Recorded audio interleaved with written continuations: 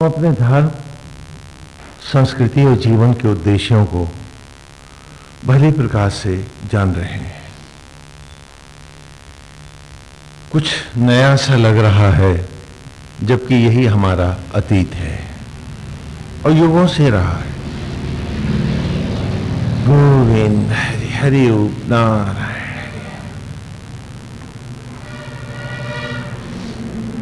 वेद ने धर्म को एक ही माना है। जैसा कि आज आप सुन रहे हैं कि धर्मांतरण हो रहा है, तो धर्मांतरण तभी तो हो सकता है कि जब कई धर्मों की कल्पना हो। और वेद के ये ऋषि मानते हैं कि धर्म तो एक ही होता है, दो नहीं होते। जैसे एक आकाश है, उसके आकाश के रहस्यों को खोजने के लिए हम चले। तमाम दुनिया से, जगह जगह से लोग वो आसमान को जानना चाहते थे। तो अब उसमें आसमान 100 तो नहीं हो जाएंगे, आकाश तो एक ही रहेगा। 100 स्कूल ऑफ थॉट होंगे, उनका अपना सोचना होगा, उनकी अपनी भाषा होगी, उनका अपना नजरिया होगा। आकाश तो एक ही रहेगा। तो ठीक उसी प्रकार एक ही परमेश्वर, एक ही सत्ता है जो सनातन है। सनातन माने नित्य, एवर। और उसी सत्ता के द्वारा संपूर्ण सचराचर प्रकट होता है। उसको जानने और पहचानने की प्रक्रिया 100 जगह पर 100 प्रकार की हो सकती है, परंतु ये 100 की 100 प्रक्रियाएं जानना तो उस एक ही को चाहती हैं। तो फिर धर्म दो कैसे हो जाएंगे? समय के अंतरालों के साथ हमने धर्म शब्द को भी व्याख्या नहीं की, और इसीलिए धर्म और संप्रदाय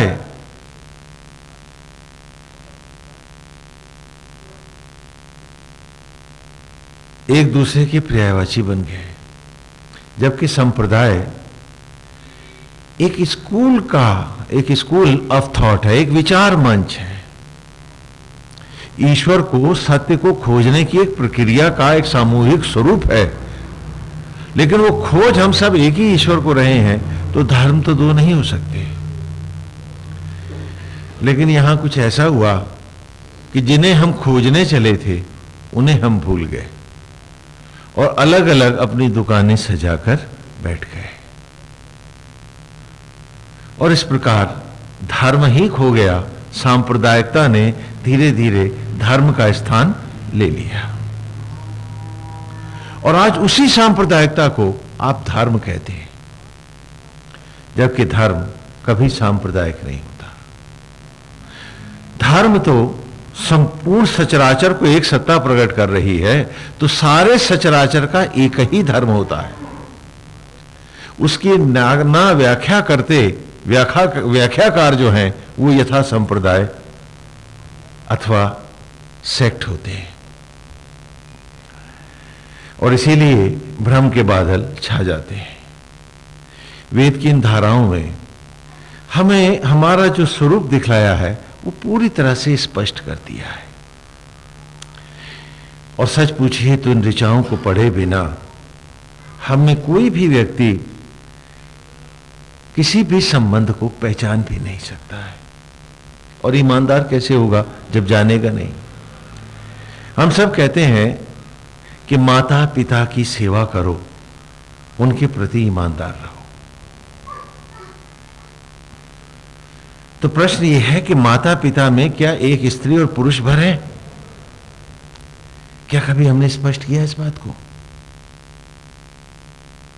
क्या कभी हम गोविंद हरि हरि नारायण हरि। वेद में हमें हमारे संदेहों का निराकरण हुआ। उन्होंने कहा कि निमित्त माता पिता दिखने में तो वो हैं जिन्होंने हमें जन्म दिया है, वे निमित्त हैं। जैसे मंच पर जो बालक दशरथ और कौशल्या बने हैं, वे ही तो दशरथ और कौशल्या के रूप में जाने जाएंगे। जबकि मंच का सत्य क्या है कि कलाकार हैं, अभिनय कर रहे हैं। लेकिन राम के जो सत्य माता पिता हैं वो भी तो दशरथ और कौशल्या ही है, उसी का तो अभिनय हो रहा है। तो उसी प्रकार ये जो माता पिता हैं ये इस जगत रूपी नाट्यशाला में कैसे माता और पिता का अभिनय कर रहे हैं, क्योंकि जगत तो एक नाट्यशाला है, एक नाटक है, वेद में आकर स्पष्ट हुआ।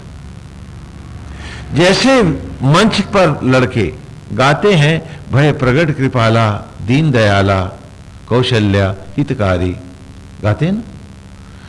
तो हम सब जो नाटक देख रहे होते हैं हम भी जानते हैं कि भगवान के प्रकट होने का नाटक हुआ है, मंच पे लड़का थोड़े ना पैदा हुआ है, बोलो।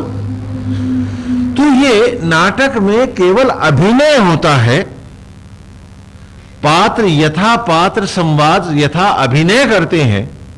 सच में कोई लड़का मंच पे पैदा होता है क्या? नहीं होता है।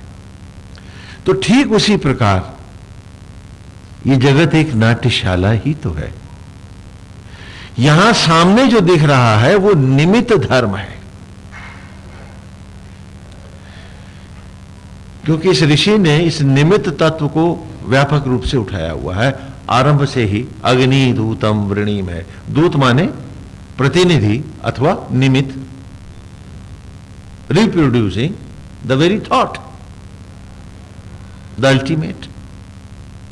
ईश्वर का प्रतिनिधित्व करना, नायक के अभिनय के नाटक के पात्र बनना, अभिनय करना, नायक बनना, निमित्त नायक बनना। नायक तो श्री राम ही रहेंगे, है ना। तो अग्निदूतम वृणीम है कि उस अग्निदूत का अर्थात आत्मा का ही वर्ण करते हुए, उसके रूप का अभिनय का वर्ण करते हुए,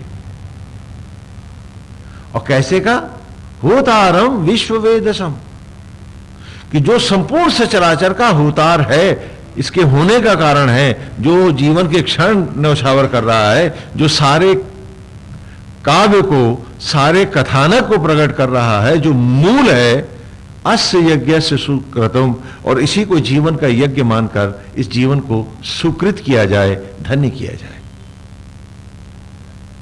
तो यहां वेद में आने के बाद ही हमें स्पष्ट हुआ कि हम तो केवल निमित्त धर्मों को ही संप्रदायों में जानते रहे हैं, लेकिन मूल तक हम कभी नहीं आए। तो जैसे मंच पे पात्रों ने गाया भय प्रगट कृपाला दीन दयाला, लड़का तो नहीं उत्पन्न हुआ, लड़का उत्पन्न होने का अभिनय हुआ। उसी प्रकार हम में से किसी को जब शरीर का एक अंग बनाना नहीं आया तो हमने भी बेटा बेटी कहां बनाए, अभिनय ही तो किया। भय प्रगट कृपाला।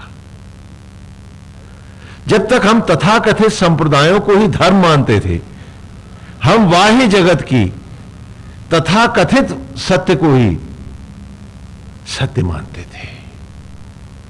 अचानक वेद ने हमारे सामने एक ऐसे सत्य को रखा है जो कभी बदलता नहीं है, कि हर व्यक्ति पर यूनिफॉर्मली एप्लीकेबल है for all the times to come. वो उसे जानता है अथवा नहीं जानता, वो किसी देश, किसी काल, किसी भाषा का है, लेकिन जो ट्रुथ सब पर एप्लीकेबल है वही तो ट्रुथ है, वही तो सच है। तो सच क्या है कि हम सब अभिनय करते हैं। तो एक अभिनय का अभिनय धर्म है और एक मूल धर्म है। तो इसको जो अभिनय का धर्म है उसे हम वेद में क्या कहते हैं? निमित्त धर्म, दूत धर्म। और जो मेरा सत्य धर्म है, जहां मैं निमित्त नहीं, जहां मुझे उस अवस्था को पाना है, जिस उद्देश्य को प्राप्त होना है, उस धर्म को हम क्या कहते हैं? स्वधर्म। क्या कहते हैं? स्वधर्म। तो यहां निमित्त धर्म और स्वधर्म है। निमित्त धर्म को हम दूत धर्म भी कह सकते हैं। जैसे किसी देश का एम्बेसडर, दूत, किसी भी देश में उस देश का प्रतिनिधित्व करता है, उसी प्रकार हम सब आत्मा के सत्य के ही तो प्रतिनिधि हैं, उन्हीं के द्वारा प्रकट, उनके दूत अर्थात निमित्त ही तो है। आज यही तो हमारी अवस्था है। तो अब माता और पिता कहा कि माता और पिता के प्रति समर्पित होकर जीना है। तो पिता, तो हमने जाना कि यज्ञ स्वयं ही हमारा पिता है, वो आत्मा, वो ईश्वर ही पिता है जो संपूर्ण सचराचर को प्रकट कर रहा है। तो पिता की हम सब संतान हैं, बोलो नहीं है क्या? तो जब ये सत्य हमारे सामने आता है तो देश, जाति, काल, बिरादरी सब पीछे रह जाती है। एको ब्रह्म द्वितीयो ना अस्ति, नास्ति। ये अटल सत्य हमारे सामने खड़ा हो जाता है कि वो निमित्तिक धर्म थे, निमित्त धर्म थे, कि जहां मैं अभिनीत कर रहा था सत्य को, धर्म को, ये स्वधर्म है जिस उद्देश्य के लिए नारायण ने मुझे प्रकट किया है, और उस सत्य को पाना है, मुझे इस योनि को धन्य करके पास होके दिखाना है। दो धर्म है। तो आत्मा ही पिता है, और उस प्रकार यज्ञ को ही जब हमने अपना अधिष्ठाता माना तो आत्मा यज्ञ का अधिष्ठित देव हुआ, प्राण उपाचार्य हुआ, और ब्रह्म ज्वाला यज्ञ की ज्वाला बनी, और सचराचर सामग्री बना, और जीव रूप हम यजमान बने। और इस प्रकार इस यज्ञ से ये रूप प्रकट हुए। अब इसमें ये सत्य रूप में मेरा स्वरूप है। तो मुझको बनाने और ढालने में जो निमित्त नाटकीय दायित्वों का निर्वाह किया, वे तो मेरे माता पिता हैं ही, वे तो मेरे पूज्य हैं ही, लेकिन वो नाटक की सारी औपचारिकताओं में मुझे पूरी तरह से उनको अर्पित होकर जीना है, लेकिन सत्य रूपी मां को भी तो ढूंढना है। और मेरे को बनाने में, मुझे उत्पन्न करने में, मुझे रूप देने में पांचों तत्व लगे। क्षिति, जल, पावक, गगन, समीर, सबका योगदान है, नहीं है क्या? सारे सचराचर का अंशदान मेरे जन्मने में है। गौ माता के थनों का दूध है, पेड़ों के फल हैं, खेतों की वनस्पतियां हैं, और ग्रहों और नक्षत्रों के किरणों का भी योगदान रहा है। मायाओं का निरोध करने में भी उनका योग रहा है, देवों की भी कृपा रही है, और तब मैंने रूप पाया है। बोलो क्या ये झूठ है? तो इतने इन सब लोगों ने जब मिलकर के, सब ने मिलकर के मुझ एक को बनाया है, और इसी प्रकार सबको बनाया। तो क्या मेरा धर्म केवल एक स्त्री और एक पुरुष के प्रति है, या इन सब के प्रति भी? बोलो, ये है पितृधर्म।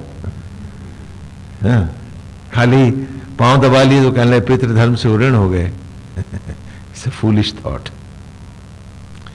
ये निमित्त धर्म में आप उऋण हुए हैं, सत्य धर्म में अभी होना बाकी है। क्योंकि तुम्हारे क्रिएशन में एक एक ग्रह, एक एक नक्षत्र का अंशदान है। पेड़ों की, प्रकृति की, सचराचर का, सबका योगदान है।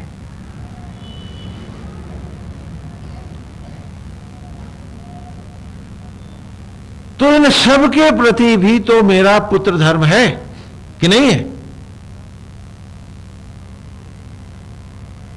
और यदि ये सब ना होते और इनका योगदान ना होता तो मैं कहां होता? बोलो। तो फिर मैं एक परिवार का संकीर्ण हो गया, और मैंने कहा कि मैं धर्मपूर्वक जी रहा हूं। मैं अपने आप से पूछूं कि मैं धर्मपूर्वक जी रहा हूं या मैं अधर्मी हो गया हूं? कि इन सब का कर्ज लेकर मैं सिर्फ एक परिवार तक सीमित हूं। क्या यह धर्म हो सकता है? जवाब दो मुझको। और यही मैं बच्चों को भी देके जा रहा हूं विरासत में। कारण कि संप्रदायों ने स्वयं धर्म का रूप पहनकर मेरा सर घुमा दिया है, और आज सारे भूमंडल पर यदि ईमानदारी से पूछो तो धर्म का लोप हो गया है। यही तो कलयुग की माया है।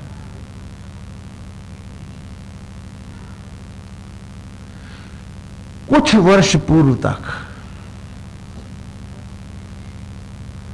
आप सबके पूर्वज चिड़ियों को भी दाना डालते थे, चींटियों को भी आटा डाल के आते थे, कुत्तों को जा करके गली में घूम घूम के रोटियां खिलाते थे। वो आज टीके लगा के आज मारते हैं, वो खिलाते थे।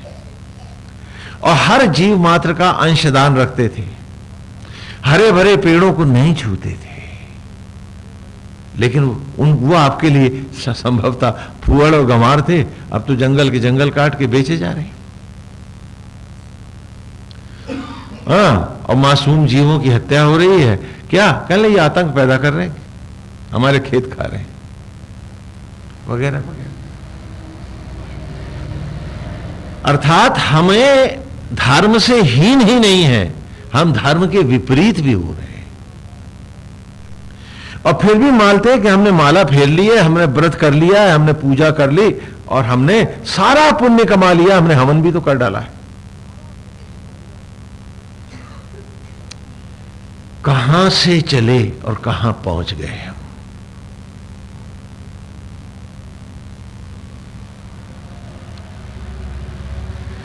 आज धर्म शब्द की परिभाषा हमारे पास वेद ना हो तो नहीं है। हम केवल नाटकीय निमित्त धर्म को ही धर्म मानते हैं और नाटकीय औपचारिकताओं का निर्वाह भर करके रह जाते हैं। अब नाटकीय औपचारिकता मंच तक ही तो रहती है। कल्पना कीजिए, मंच में दशरथ बने लड़के ने कौशल्या बने लड़के से कहा, हे मेरी प्राण प्यारी, तो उसने हाथ जोड़ के उत्तर दिया, कौशल्या बने लड़के ने, आज्ञा करें प्राणनाथ। मंच की मर्यादा थी, बोला। लेकिन मंच से उतर करके वही लड़का उससे कहे, हे मेरी प्राण प्यारी, तो जूता लेके घर तक पहुंचाएगा। क्यों? क्योंकि वो निमित्त धर्म है, सत्य धर्म नहीं है। तो आप भी कहते हैं, स्वामी जी हमने फलाने के साथ इतना भला किया, देखिए क्या बुराई आ गई। अरे भाई आनी थी, वो तो मंच तक थी। मंच बदला, नाटक बदला, कलाकार भले वही है, लेकिन अब उसका जब अभिनय बदल गया है तो फिर वह आपके साथ क्या करेगा। आपने मंच को ही सब कुछ मान लिया और जो सत्य था उसको आपने जानना ही नहीं चाहा। उसमें आपने भगवान को भी नहीं माना। What I say, जो मैं कहता हूं वही होगा, जो मैं चाहूंगा वही होगा। उसको भी आपने क्या कहा कि ये मेरे प्रिंसिपल्स हैं, ये मेरे सिद्धांत हैं। और आप भूल गए कि आप ही नहीं हैं तो किसके प्रिंसिपल हैं और काहे के सिद्धांत हैं। जब आप ही नहीं हैं, महज एक कलाकार है। तो ये थोथे दंभ, ये झूठ, इसका मतलब क्या था? पर आप उसी में जिए और उस दंभ में इस शरीर को भी आपने कहा ये आप ही की धरोहर है, जैसे चाहे इस्तेमाल करें। ये तो ये, इसके साथ जुड़े मेरे घर वाले घरवाली भी। आपके पास धर्म कहां था? आपके पास राह कहां थी? आपके पास भगवान कहां था? और आपके पास सत्य कहां था? और ये बहुत कुछ तथाकथित संप्रदायों ने आपको दिया हुआ है। नहीं तो मेरी मां तो सचराचर है। उस माता के साथ ही जो अभिनय में मेरी मां बनी है वो तो पूज्य है। उसकी चरण रज को तो मैं माथे से लगाऊंगा ही, परंतु ये मैं कैसे भूल जाऊं कि वो अभिनय सचराचर का कर रही है। वो भी तो अभिनय कर रही है इस सचराचर का, जो सत्य रूप में मेरी मां है।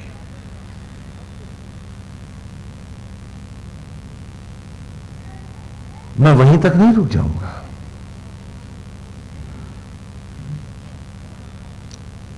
क्योंकि वो जो अभिनय कर रहा है उस अभिनय का को भी तो मुझे ग्रहण करना है, न कि पात्र से लिपट के रह जाना। अभी महाभारत सीरियल में जो द्रौपदी बनी थी, क्या आप पात्र से लिपटे? अरे भाई वो तो सुना है बोतल बोतल भी पी लेती है। तो क्या आप द्रौपदी जी के चरित्र में बोतल ले आओगे? कलाकार है वो। तो हम कलाकार के द्वारा दिए अभिनय में जो दिया ज्ञान है, जो सत्य है, उसे स्वीकारेंगे या कि कलाकार से रिश्ता जोड़ बैठेंगे? बोलिए तो। और हम सिर्फ कलाकारों से, किरदारों से लिपटते रहे हैं और जो वो अभिनय करके दिखाते रहे उससे हमने कोई रिश्ता नहीं रखा है। हम पता नहीं कौन सा धर्म मानते रहे।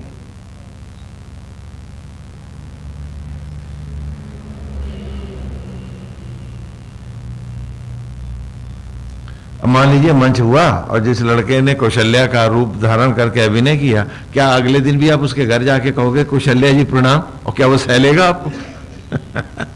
हाँ, बोलिए तो। वो कौशल्या बन करके मात कौशल्या का अभिनय दे रहा है हमको। तो उसी प्रकार इस माता को प्रणाम करते समय मुझे ये नहीं भूलना चाहिए कि माता किस मां के किस सत्य स्वरूप का अभिनय दे रही है, और वो सचराचर है जो बन के मां मुझे आज भी हर सांस हर क्षण दे रहा है। अगर ये पांचों तत्व आज भी न मिले तो मेरे पास अगली सांस, अगली धड़कन, अगला क्षण आज भी नहीं है, आज भी नहीं है। और मैं इन्हीं के साथ अधर्मी हो गया हूं और किरदारों के साथ धर्म निभा रहा हूं। क्या बात है। तो वहां पर भी विसंगतियां हैं और यहां तो विसंगतियां तो छोड़ो, अपराध ही अपराध है। और मान लिया है मैंने कि मैं बहुत बड़ा धर्म कर रहा हूं।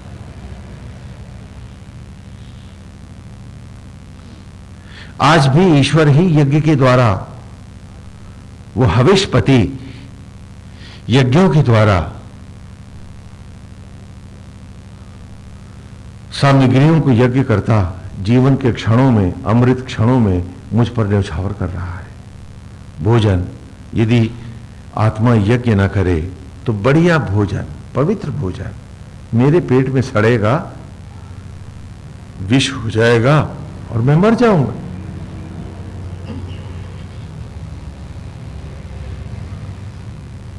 आज हम बच्चों को ये अमृत ज्ञान नहीं दे पाते।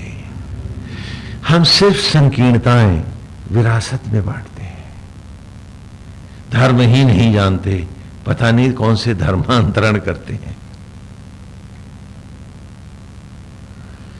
कहते हैं ईश्वर हम सबको जोड़ता है और शैतान हम सबको।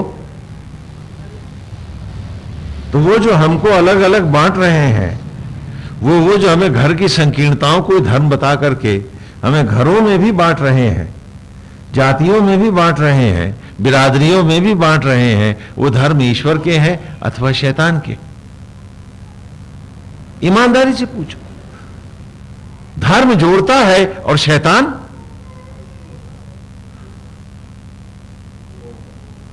वो बांटता है, हमको तोड़ता है हमें। वो हमारे मन में सबके प्रति संदेह, घृणा और द्वेष भरता है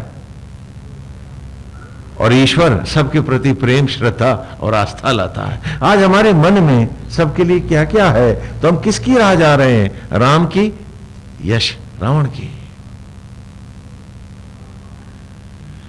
तो पहली बार जब हम वेद में इन ऋषियों के इसका सामीप्य पाए, सानिध्य पाए, तो हमने अपने स्वरूप को पाया है।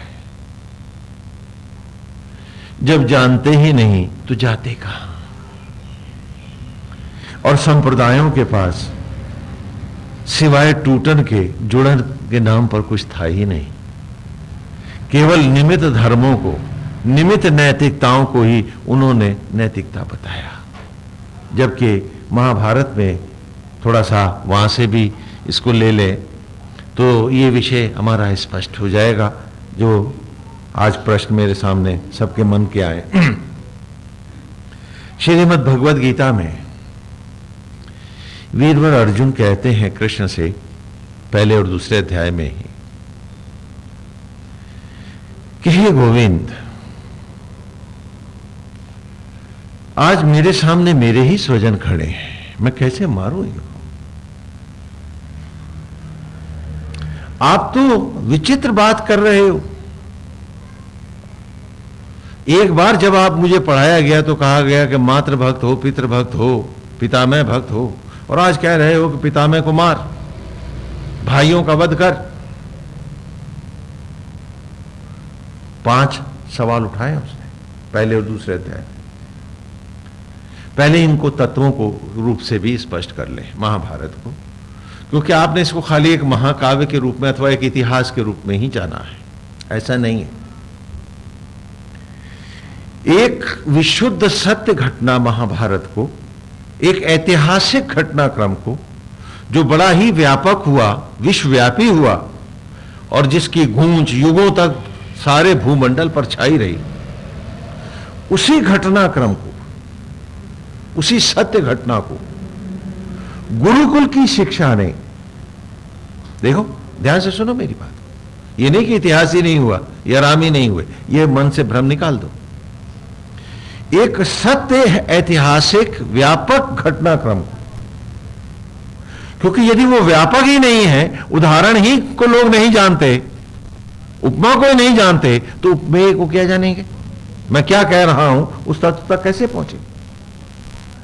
तो इस महाभारत के व्यापक घटनाक्रम को,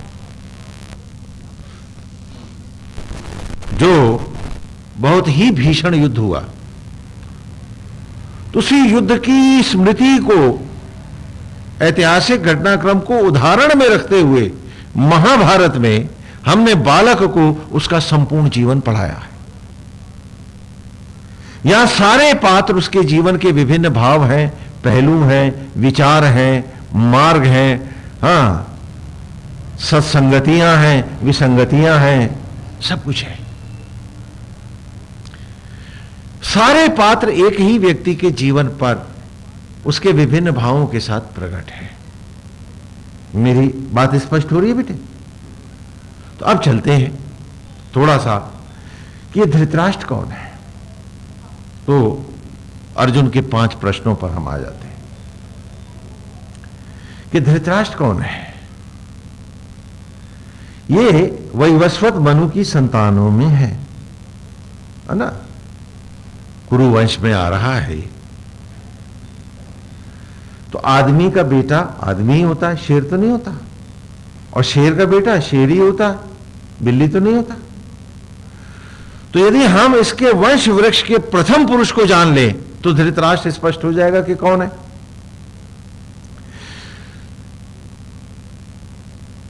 जो मनु है, मनु वेद में हम कहते हैं काल को, समय को, समय, समय ऐसा टाइम एज टाइम नहीं, समय का एक यूनिट है, तो उसको हम क्या कहते हैं? मनु।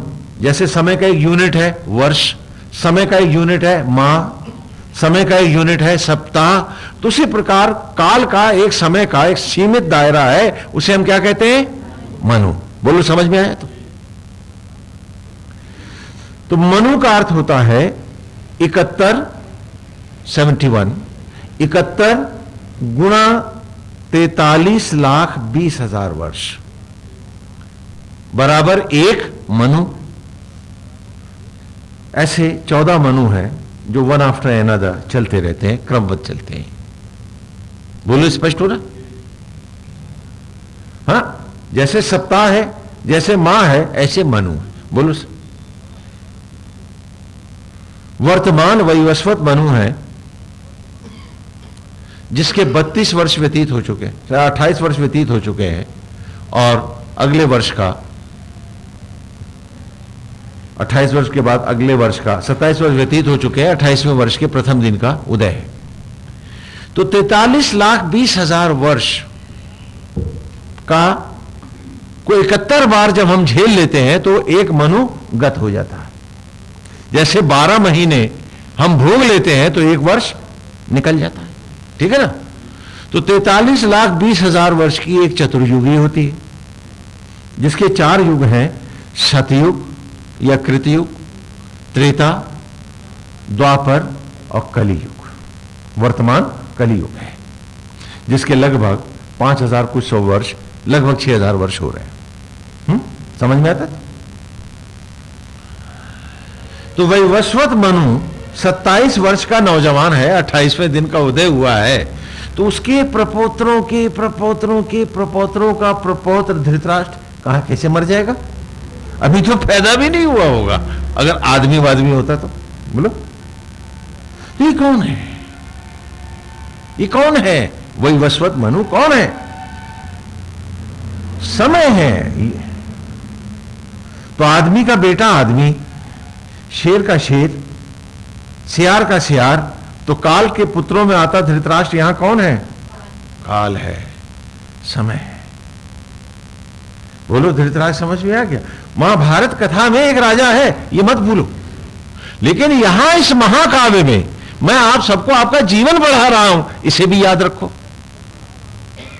तो यहां इतिहास उदाहरणार्थ है, उद्देश्य आपको आपका रूप पढ़ाना है गुरुकुल में। इसीलिए इस महाकाव्य को भगवान वेद व्यास ने, इस अमृत ग्रंथ को हमें दिया है। इसी प्रकार वाल्मीकि की रामायण है कि एक और सत्य घटना है, प्रभु की लीला है, तो दूसरी ओर आप सबके जीवन की नाना संगतियां और विसंगतियां हैं। 10 इंद्रियों को रखने वाला, लगाम लगाने वाला दशरथ, तो 10 इंद्रियों को 10 मुंह बनाने वाला क्या है? दशानन रावण है। आत्मा घटघटवासी ही परमात्मा का आत्मा ही तो लीला अवतार है। ईश्वर अजर अमर अविनाशी है, आत्मा अजर अमर अविनाशी है, घटघटवासी है। और ये देह, ये प्रकृति जो मट्टी से अन्न से ये बालक का रूप पाई, यही तो भूमि सुता है, धरती की बेटी है, जो जानकी। हाँ, समझ में आ रहा? तो सनातन धर्म की परिपाटियों को समझने का प्रयास करेंगे आप, तो आपको सांप्रदायिकता और धर्म दोनों बिल्कुल अलग अलग दिखाई पड़ने लगेंगे। और तब आपको लगेगा कि आपने निमित्त धर्म को, नाटकीयता को ही धर्म बना लिया।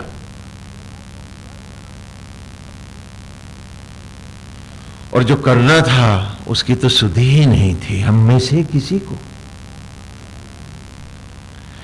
तो वही वस्वत मनु है। इस मनु की एक पत्नी भी हमने बताई है, बता सकते उसका नाम क्या है? शतरूपा।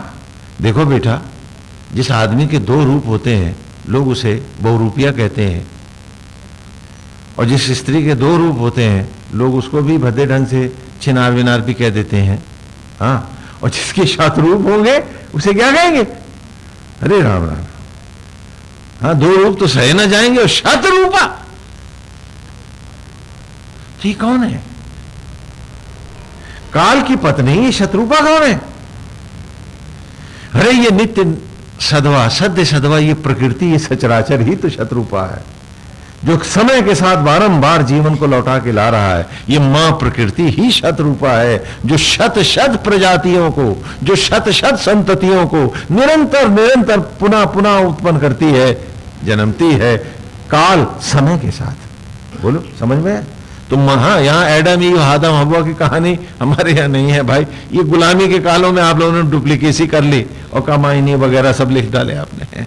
हमें उससे कुछ लेना देना नहीं है, कोई कटाक्ष भी नहीं।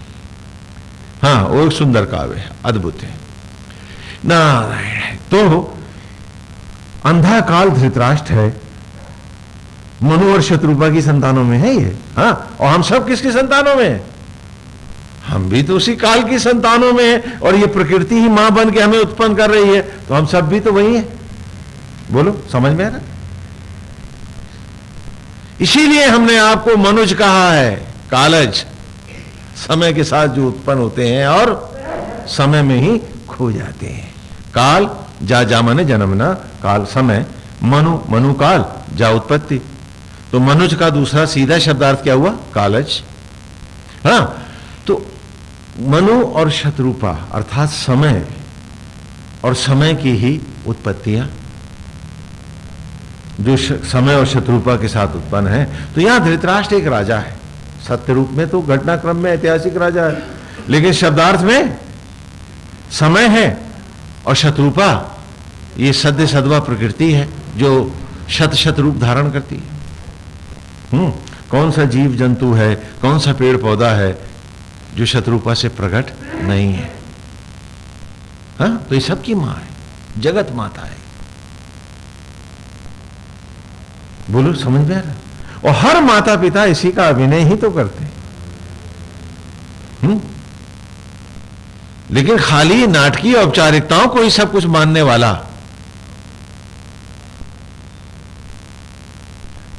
अज्ञानी ही तो कहलाएगा। क्योंकि जिसका ये अभिनय कर रहे हैं उस कथानक में जाओ, न कि पात्रों से लिपट के बैठे रहो।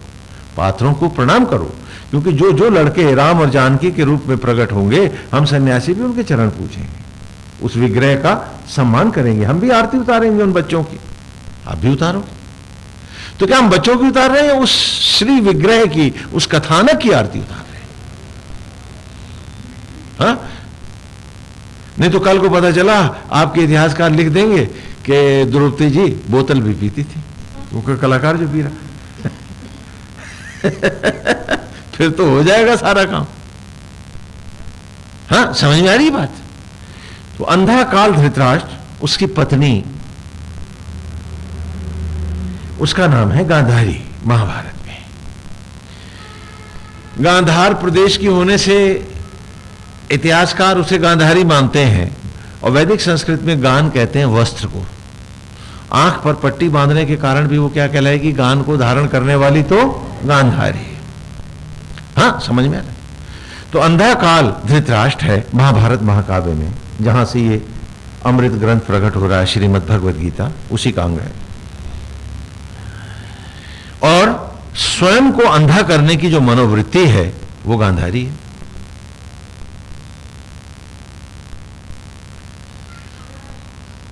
धृतराष्ट्र अंधा है, वक्त अंधा है, समय की आंख नहीं है। वैसे तो महाभारत सीरियल में कहता मैं काल हूं इसलिए देख सकता हूं, ये पता नहीं कैसे। हां, समय अंधा है। क्यों अंधा है? क्योंकि ये ना देखता पुजारी, ना व्यभिचारी, ना राजा, ना रंग, सबको एक साथ घटाता है। ये अंधा है। इस समय को चलाने वाला एक ड्राइवर है जिसका नाम संजय है। संजय शब्द का अर्थ क्या है? संजय माने जिसने जीवन को जय किया हुआ है, जिसने जीवन को अमर कर रखा है, अर्थात जिसे समय अतीत नहीं कर सकता, पीछे नहीं हटा सकता, उसे हम क्या कहेंगे? बोलो, क्या कहेंगे? हां, तो ये नाम ऐसे नहीं आए, उद्देश्य से के साथ आए। तो वर्तमान ही तो संजय है, यही वर्तमान ही तो समय के चक्र को चलाता है। बोलो, और वर्तमान ही दिखता है। क्या तुम भूत देख सकती हो? क्या तुम भविष्य देख सकती हो? वर्तमान ही तो दिख रहा है, तो आंख किसको दूं? संजय को, वर्तमान को, और काल अपने में अंधा है। बोलो, धृतराष्ट्र अंधा क्यों है? समझ में आ रहा है? तो और ये काल जो अंधा है, इसकी विशेषता है कि देखो, भविष्य की कल्पना तुम वर्तमान में करोगे, भविष्य में चले जाओगे? बोलो बोलो, कहां करोगे? वर्तमान में। अतीत की कल्पना भी तुम वर्तमान में करोगे, तो अंतर्दृष्टि भी संजय को दे दो, काल उसमें भी अंधा है। हां, तो धृतराष्ट्र के ना भीतर आंख है और संजय के भीतर भी आंख है और बाहर भी आंख है। बोलो, ये समझ में है? और इस अंधे काल की एक पत्नी गांधारी है और उसके 100 बेटे हैं। ये आपने कथाओं में सुना है। अगर महाभारत पढ़ते तो आसानी से समझ जाते कि गांधारी की औलाद हुई ही नहीं थी। हां, उल्टी बात कह रहे हैं कि गांधारी के कोई संतान नहीं हुई।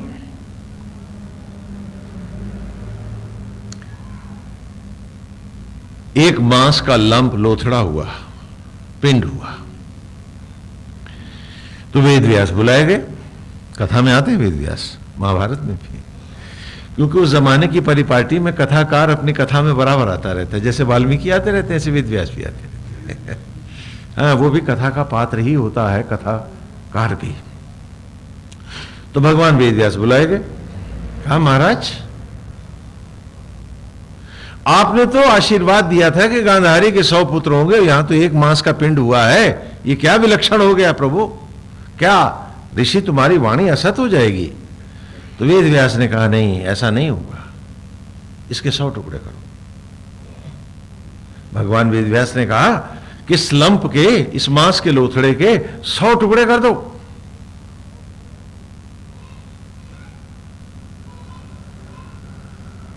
सैनिक को आदेश हुआ कि इसके 100 टुकड़े करो। तो सैनिक कोई मैथमेटिशियन, गणितज्ञ तो था नहीं। उसने क्या किया, 100 बार तलवार चला दी। क्या किया, 100 बार तलवार चलाई तो टुकड़े हो गए 101। कहने लगे महाराज ये तो और गड़बड़ हो गई, आपने तो आशीर्वाद दिया था 100 बेटे होंगे और टुकड़े हो गए हैं 101। तो भगवान वेद व्यास ने कहा कि 100 बेटों की बात गांधारी ने कही थी, लेकिन एक बेटी भी उसके मन में थी। चलो कोई बात नहीं, अब इन 101 टुकड़ों को 101 घड़ों में बंद कर दो, घड़ों में बंद कर दो और इन पे पहरा बिठा दो। तो 101 टुकड़े उस एक पिंड के 100 घी के घड़ों में बंद किए गए और उन पर पहरा बिठा दिया गया। पहले घड़े से दुर्योधन उत्पन्न हुए। ध्यान से सुनो हाँ, ये कोई मानवीय संतति नहीं है, याद रहे। हाँ, तो 101 पहले घड़े से कौन उत्पन्न हुए, दुर्योधन, दूसरे से दुशासन। तो इस प्रकार 100 घड़ों से 100 कौरव उत्पन्न हुए और 101वें घड़े से पैदा हुई दुश्शला नाम की बेटी, जो ब्याई गई जयद्रथ से, जिसने मारा अभिमन्यु को चक्रव्यूह में। हाँ, समझ में आ गया। तो यूं 101 बेटे हुए। किसके हुए, धृतराष्ट्र के जो अंधा है, गांधारी के जिसके पट्टी है। तो ये इसका रहस्य भी तो खोलते चले, नहीं तो आगे अर्जुन के 5 सवाल हमारे सर के ऊपर से गुजर जाएंगे। बड़े सुंदर प्रश्न है वो, और आश्चर्य है कि हर गीता का भाष्यकार पहला अध्याय पूरा छोड़ देता है और दूसरे अध्याय के 10 श्लोक भी छोड़ देता है। बोले कि ये तो भूमिका है। अरे भूमिका पहले पढ़ो, समझो, तो फिर आगे बढ़ो तब। हाँ, इसको समझना आसान है क्या? तो ये क्या है कि जो समय के और अंधता से, पट्टी बांधने से पैदा होते हैं, ये 101 बेटे कौन है? और ये यूनिवर्सल एप्लीकेशन ऑफ ट्रूथ है, हम सबके साथ है। महाभारत तो यूनिवर्सली एप्लीकेबल ट्रूथ है, याद रहे। इसलिए इसको धर्म ग्रंथ कहते हैं। हम सिर्फ उस बात को धर्म ग्रंथ कहेंगे जो यूनिवर्सली एप्लीकेबल हो सबके लिए। और जो लोकाचार और व्यवहार की बात करे वो आपके सामाजिक विषय है, हमसे कोई लेना देना नहीं। और आज सामाजिक कृत्यों को आपने धर्म का नाम दे रखा है और धर्म का कहीं पता ही नहीं है आपके यहां।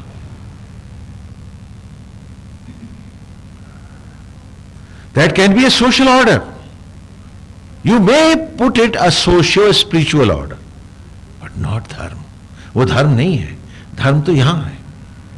धर्म इज यूनिवर्सली एप्लीकेबल, और वो सत्य जो अपरिवर्तनीय है अनंत अनंत काल तक और सभी पर समान भाव से एप्लीकेबल है, वही धर्म है, वही धर्म का नाद है, वही शब्द है।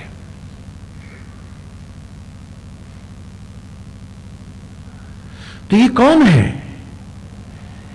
एक मांस के पिंड से, ये पिंड है ना तुम्हारा, यही तो पिंड है जो जन्मा है और स्वयं को अंधा करने की मनोवृत्ति के कारण आंखों पे बिन बांधे पट्टी बांधे हैं। और इससे, इस पिंड से उत्पन्न होने वाली वक्त के साथ 101 मीन्स इन्यूमरेबल, अनंत अनगिनत अतृप्तियां ही तो कौरव हैं जो बेटे हैं इस पिंड से पैदा होते हैं और जो मेरे जीवन को विषाक्त कर देते हैं, भटका देते हैं मुझे। भगवान वेद व्यास एक ऐतिहासिक घटना को उदाहरण में रखकर मुझको मेरा स्वरूप पढ़ाते हैं, और हम हैं कि इतिहास ही में गड्ढमड हो रहे हैं, यहां तक पहुंच ही नहीं पाते हैं। क्या बात है? किस एक पिंड से, इस एक मांस के लोथड़े से, मस्तिष्क से उत्पन्न होने वाली असंख्य तृप्तियां और विसंगतियां ही तो धार्तराष्ट्र हैं जो मेरे जीवन को टुकड़ों में बांट देते हैं। वो टुकड़े ही नहीं जोड़ पाता हूं, आत्मा तक पहुंचूं कैसे, भीतर जाऊं कैसे? तमाम उम्र अपने ही टुकड़े खोजता रहता हूं, कभी रेत की सलवटों में, कभी बियाबान जंगलों के उन ख्यालों में, तो कभी भीड़ भरी राहों और चौराहों पर, और नहीं ढूंढ पाता हूं तो खुद अपने आप को मैं। वेद व्यास ने मुझको मेरा चेहरा, मेरा सत्य दिखाया है धृतराष्ट्र और गांधारी के रूप में। जाने कहां कहां तक छितराया हुआ हूं, जाने किन किन की स्मृतियों में बिखरा पड़ा हूं, कहां कहां से बटोरूं अपने आप को कि पहले जुड़कर जो था वो बन पाऊं और तब तो भीतर जाऊं। और सारा जीवन इन्हीं विसंगतियों में ठह जाता है। सोने की लंका से भी कहीं स्वर्णिम जिंदगी राख राख हो जाती है। समय का हनुमान मुझे फूंक फूंक जाता है, सब मिट जाता है।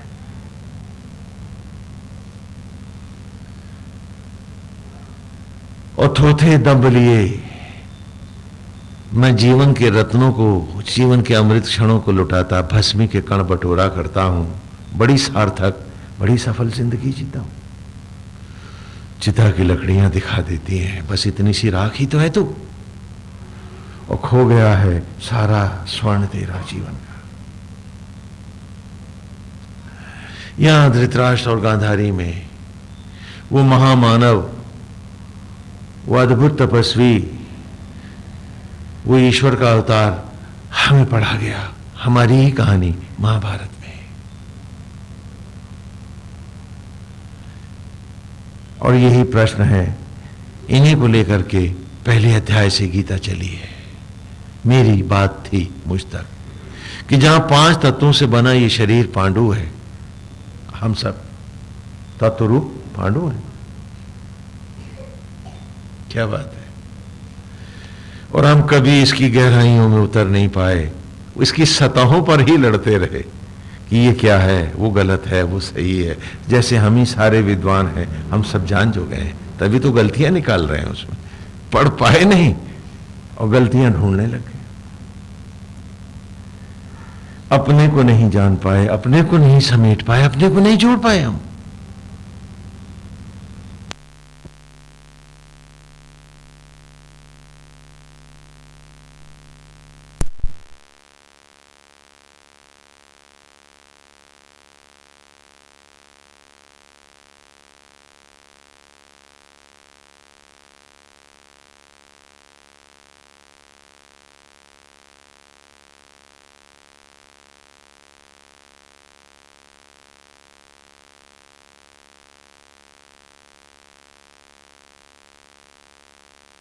लुटता गया और हम दंभ के रावण बने। मैं हूं तो ईश्वर भी नहीं है।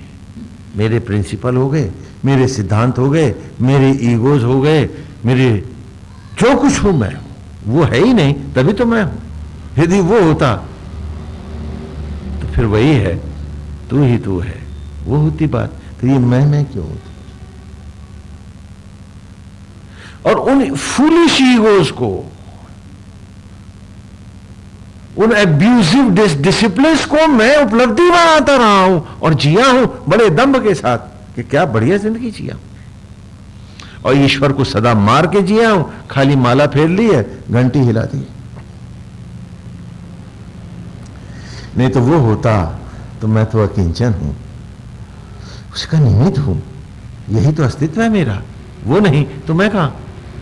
अरे कंट्री ही नहीं, वो देश, वो सत्ता ही नहीं, तो एम्बेसडर कहां? कौन पूछेगा उसे?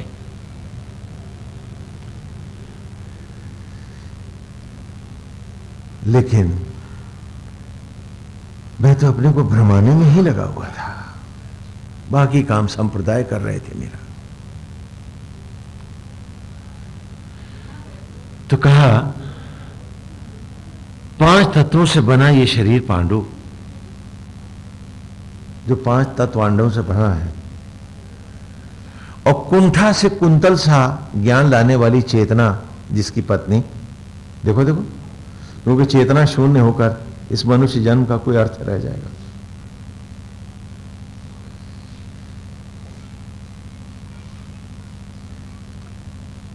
कि चेतना ही तो कुंती है। इसका पहला नाम क्या है? पृथा। ये महाराजा पृथु की बेटी है, और जब राजा कुंती भोज ने पृथु से इसे गोद लिया तो इसका नाम पड़ा कुंती। तो जो जीव को जड़त्व से पृथक कर चैतन्य धाराओं में लाए, वो चेतना ही तो पृथा है, सो ही कुंती है। मैं महाभारत में अपने ही टुकड़े खोज रहा हूं, अपने को पहचानने का प्रयास कर रहा हूं, और छितरा गए क्षणों को एक बार फिर मुट्ठी में पाने की का प्रयास है मेरा इस महाकाव्य में। जो पढ़ पाएगा वही पढ़ पाएगा इसे।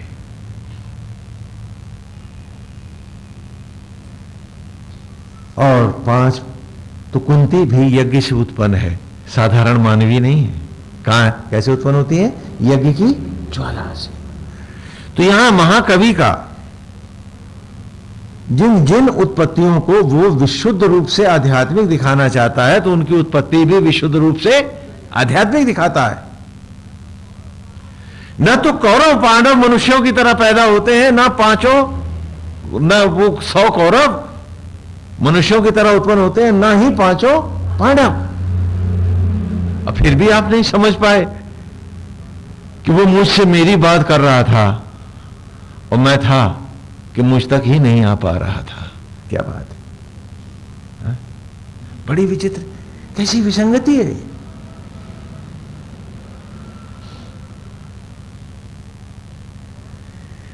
कि 5 तत्वों से बना शरीर पांडु, 5 बुद्धियां 5 पांडव, कुंठा से कुंतल सा ज्ञान लाने वाली कुंती, और इसके 5 बेटे मंत्रों से ही उत्पन्न होते हैं ना। हाँ बोलो, आवाहन से मंत्रों से प्रकट होते हैं। तो ये 5 प्रकार का ज्ञान बुद्धियां ही तो है। धर्म युधिष्ठिर, संकल्प भीम, लक्ष्य निर्णायक अर्जुन, ज्ञान नकुल और भक्ति सहदेव। बोलो, क्योंकि यदि ये मनुष्यों की तरह ही खाली पात्र बनाना होता तो इनकी मानवीय उत्पत्ति दिखलाता मैं। ये मंत्रों से प्रकट हो रहे हैं, तो मंत्रों से, गुरु से, देवताओं से ज्ञान ही तो प्रकट होता है। तो ये क्या है? ज्ञान बुद्धि। अब जरा इनके नामों के अर्थ में भी आप आ जाओ। युधिष्ठिर का अर्थ है युद्ध धन स्थिर, जो आत्म ज्वालाओं में, ब्रह्म अग्नियों में स्थिर हो गया, जो आज की ऋचा है, इसको भी साथ ही ले लेते हैं यहीं पर, वही तो युधिष्ठिर है। क्या है? यस्य त्वाम अग्ने, यस्य त्वाम अग्ने हविष्पतिर दूतम देव सपर्यति। आपने ब्लैक बोर्ड से लिया है इसको। यस्य त्वाम अग्ने हविष्पतिर दूतम देव सपर्यति तस्य स्मः प्राविता भव। हाँ, महाभारत की बात यहां भी कि जैसे तुम हे अग्ने, यश माने या माने जैसे, यश, हाँ सर्ग हो जाएगा या के साथ। त्वाम अग्ने, तुम हे अग्ने, हे आत्मा, हे अग्नि, हविष्पतिर दूतम, यज्ञ के निमित्त के रूप में देवों को देने के लिए इस सामग्री को, अर्पण को लेते हो, अर्पित करते हो, जलाते हो। हे अग्नि, तुम उनके दूत बनकर, निमित्त बनकर धारण करते हो हमारी सामग्रियों को। तस्य स्मः प्राविता भवा, वैसे ही हमको भी इस अनंत की राह पर आत्मा में सामग्रियों की भांति ही यज्ञ करते हुए, हमें आत्मस्थ करते हुए प्राविता, उस विशिष्ट उत्पत्ति की ओर ले चलो कि आज हम उस अनंत की राह पाएं, अनंत के एक हो जाए। तो ये ऋचा ही तो युधिष्ठिर ने। हाँ, यस्य त्वाम अग्ने, यस्य त्वाम अग्ने हविष्पतिर दूतम देव सपर्यति, कि जैसे आत्मा के दूत होकर, हे आत्मा, हे यज्ञ, तुम साहब सामग्रियों को यज्ञ करते, उसे ज्योतियों में, देवत्व में, मेरे जीवन के क्षणों में लौटाते हो। आज ऐसे ही तस ऐसे ही आज हमें भी समाधिस्थ करो, हमारी ही ब्रह्म ज्वालाओं में उसी को अर्पित होकर हम जिएं और उसके दूत बनकर जिएं। जो निमित्त धर्म है उसको भी निमित्त धर्म को बाहर धारण करते हुए स्वधर्म की ओर आएं और आत्मा अनंत में सदा सदा के लिए समाधिस्थ हो जाएं। इसी का नाम युधिष्ठिर है। युद्ध धन स्थिर। और युद्ध क्या है कि शरीर रूपी सामग्री को आत्म ज्वालाओं में यज्ञ करता एक आत्मा कृष्ण में, कृष्ण माने अग्नि है, ब्रह्म ज्वाला भी है, और 8वीं अग्नि जो है वो कृष्ण है। 8वें वसु है ना, वसुदेव जी के 8वें पुत्र है ना, और 8वीं जो अग्नि है वो आत्मा ही है, ब्रह्म ज्वालाओं को कहा गया है, वैश्वानर।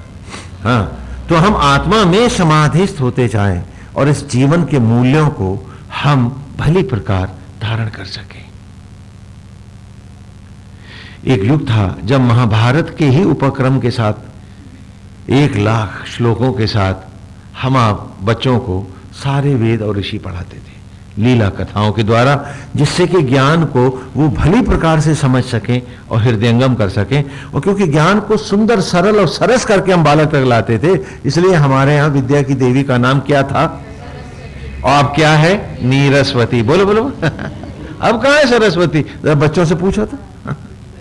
हमने ज्ञान देने की विधाओं को भी तोड़ दिया है, उनको भी एबनॉर्मल बना दिया है कि जब बच्चा उनको प्यार ही नहीं करेगा तो वो समझेगा नहीं, लादेगा। तो वो मेंटली धीरे धीरे जितना पढ़ेगा उतना एबनॉर्मल ही तो होगा। बाद में हम ट्रीटमेंट देंगे उसको, हाँ, उसकी साइकी सही करेंगे फिर हाँ। तो पहले क्या था कि उसकी सहज स्वाभाविकता में ज्ञान को इतना सरस बनाया जाए, विद्या को सरस्वती बनाया जाए।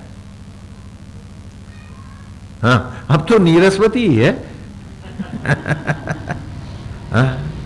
हाँ। तो यहां युधिष्ठिर क्या है? युद्ध धन स्थिर, कि जो इस जीवन रूपी संग्राम में, महाभारत में, भारत आप सबका नाम है क्योंकि इस भूखंड का नाम भरतखंड रहा है। हाँ, आज भी आप संकल्प लेते हैं ना, अष्टाविंशित में युगे कलि युगे कलि प्रथम चरणे जम्बू द्वीपे भरतखंडे। भारत नहीं, भरत, भरतखंडे। कहने लगे राजा भरत से नाम पड़ा। अरे राजा भरत अभी हुए हैं, ये आदिकाल का नाम है। वो राजा भरत से पहले तो भगवान राम के अनुज हैं भरत, कई लाख साल पहले ऐसा नहीं, भरत शब्द का अर्थ है सबका भरण पोषण करने वाला। भरतम भरंतम भरतारम। भरत माने जो सबका भरतार है, जो सबका भरण पोषण करने वाला है, उस परमेश्वर को हम वेद में क्या कहते हैं? भरत। भरत माने परमेश्वर, आत्मा। और क्योंकि आत्मा ही हम सबको उत्पन्न कर रहा है, तो इसलिए हम सबका जाति संज्ञक नाम क्या हुआ? भरतस्य अपत्यम भारतम, अर्थात आप सब ईश्वर के पुत्र हैं। हमारे सनातन धर्म ने किसी एक व्यक्ति को अवतार नहीं कहा है, यह संदेह भी मिटा दें, ये बाद में संप्रदायों की देन है, उसका धर्म से कोई रिश्ता नहीं है। हमने आप सबको ईश्वर का पुत्र कहा है। क्यों? जब एक ही पिता हम सबको बना रहा है तो दो कहां से होंगे? एक ईश्वर का बेटा होगा और दूसरा। तो हमने कभी ये नहीं कहा कि अमुक अमुक is only son of God. तो पूछा बाकी किसके हैं? गलत सलत भी है तो किसके हैं? वहां तो एक ही है। तो इसलिए हमने आप सबको भारत कहा। आपका जो आपके पिता पितामहों का दिया हुआ जाति संज्ञक नाम है, वो ना हिंदू है, ना आर्य है, ना इंडियन है, भारत है। और पड़ोसियों के दिए गए नाम सुगंधित नहीं होते, गालियां ही होती हैं। तो इसलिए अपना जाति संज्ञक नाम सदा याद रखिए, क्या है? भारत। और जिस युद्ध को सारे भारत लड़ेंगे, अर्थात हम सब लड़ेंगे, उस जीवन संग्राम का नाम क्या होगा? महाभारत। तो हम सब लड़ रहे हैं, हम सब पात्र हैं, हमारे जीवन के नाना पहलू ही पात्र हैं इसके, और जीवन ही महाभारत है। अब आए इसमें, तो युधिष्ठिर का अर्थ क्या है? युद्ध धन स्थिर, जो जीवन रूपी संग्राम में सदा आत्मा में स्थिर रहे, आत्मस्थ रहे, युधिष्ठिर। हाँ, और ये मंत्रों से प्रकट होता है, इसलिए युधिष्ठिर, क्योंकि धर्माचार्यों, धर्म ग्रंथों और सत्संग के द्वारा दिया गया ज्ञान है, इसलिए धर्म ने दिया तो उसका बेटा कहलाया। और 5 तत्व से बने शरीर पांडु में है तो क्या कहलाएगा? पांडु पुत्र पांडव। इसी प्रकार भीम परिस्थितियों से वातावरण से उत्पन्न होते हैं संकल्प। ये संकल्प शक्ति है। भीम क्या है? संकल्प शक्ति, संकल्प बुद्धि। तो किसी भी व्यक्ति का संकल्प वातावरण और परिस्थितियों से उत्पन्न होता है।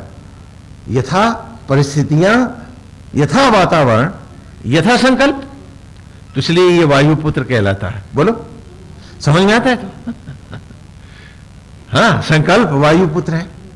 हाँ, यहां वायु देवता मंत्र के द्वारा देते हैं। हाँ, समझ में आया? तो हम सबके जीवन के संकल्प भी वायु देवता ही देते हैं, अर्थात परिस्थितियों से ही उत्पन्न होते हैं।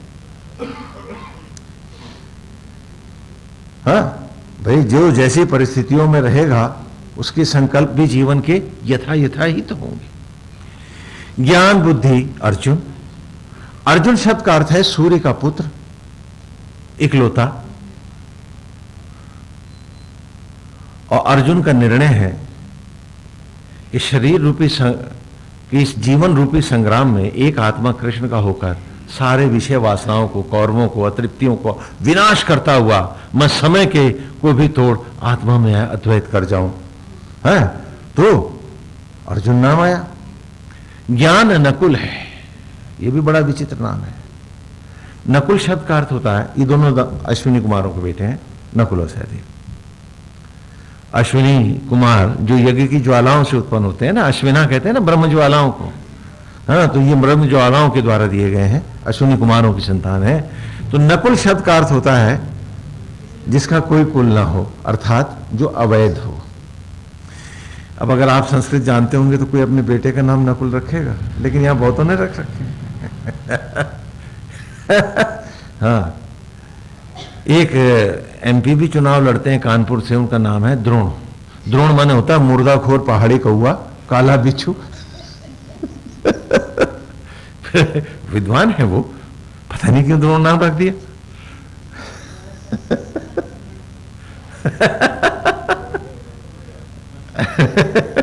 लेकिन है ना, नाम है, अब उसको हम क्या कह सकते हैं। ठीक है भाई।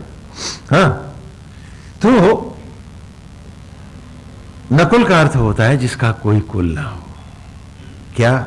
ध्यान से सुनो मेरी बात को। ज्ञान है ये, तो ज्ञान का कोई कुल नहीं होता। ज्ञान किसी कुल, जात या संप्रदाय की मर्यादाओं में नहीं बनता। और जब भी ज्ञानी ज्ञान के परम को प्राप्त होता है, वो सन्यासी होता है, उसका कोई कुल नहीं होता। ज्ञान अपनी पूर्णता में सदा नकुल होता है, क्योंकि वो जानता है एक पिता परमेश्वर है और एक प्रकृति हम सबको उत्पन्न करने वाली है। तो फिर ये जात, ये संप्रदाय, इनका क्या मतलब, इनका क्या प्रयोजन? तो जानता है कि एक आत्मा हम सब में व्याप्त है और ये जगत नाट्यशाला है। हाँ, जीव ही प्रकृति ही नारी है, आत्मा ही पुरुष है, और यही तो सचराचर लीला है। तो ज्ञान अपनी पूर्णता में नकुल होता है। इसीलिए ज्ञान का नाम मैंने आपकी देह में भी क्या रखा? नकुल। और भक्ति है सहदेव। देखिए यहां दो नाम है। सहदेव है ना, तो एक भाव आता है कि कोई देव का साथ कर रहा है, तो देव किसी को साथ करा रहा है, तो साथ करने और कराने वाले दो हो गए ना। ये भक्ति मार्ग है। ये जो बाह्य भक्ति है, जो निमित्त धर्म है, ये यहां सहदेव है कि हम भगवान की मूर्तियों बनाते हैं, उनकी पूजा करते हैं, किरीट मुकुट सजाते हैं। तो अब देखिए यहां पांचों के शंख भी मैं यथा दे रहा हूं आपके इस काव्य में, क्योंकि ये शंख भी पहले ही अध्याय में आ गए। कि कहा कि युधिष्ठिर ने कौन सा शंख बजाया? अनंत विजय। कौन सा शंख बजाया युधिष्ठिर ने? कहने लगे हार जीत तो दुर्योधन और अर्जुन में है। अरे धर्मपुत्र युधिष्ठिर तो निमित्त भाव से खड़ा है, तो अगर अनंत विजय शंख बजवाना था तो आपने अर्जुन से क्यों नहीं बजवाया, युधिष्ठिर को ही क्यों दे दिया? कहा नहीं, बड़े बड़े राजा डिक्टेटर आते हैं, धरती को जीतते हैं, लेकिन सब धृतराज से हारते हैं। अंधा भक्त एक थप्पड़ मार उन्हें मुट्ठी भर राख में बदल देता है। हर जय पराजय हो जाती है। जो काल के माथे पर पांव रखकर अनंत की ओर जाए, उसी की जय तो विजय होगी। और युधिष्ठिर के अतिरिक्त और कौन जाएगा? स्वर्गारोहण में भी कौन काल जयी होगा? तो अनंत विजय सदा धर्म की होती है और धर्म की राह पर जाने वाले की होती है। कपट करने वाले क्षणिक विजय लाभ भले कर लें, अंत में वो महापराजय को चले जाते हैं, उनकी कभी जय नहीं होती।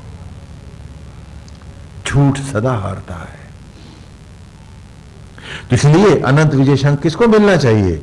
युधिष्ठिर को, क्योंकि वही तो धर्म है यहां। और कहा भीम ने कौन सा शंख बजाया? तो कहा भीम है क्या? कहा अनंत संकल्प है। अगर संकल्प बीच में खंडित हो गया तो आप कहां जाओगे?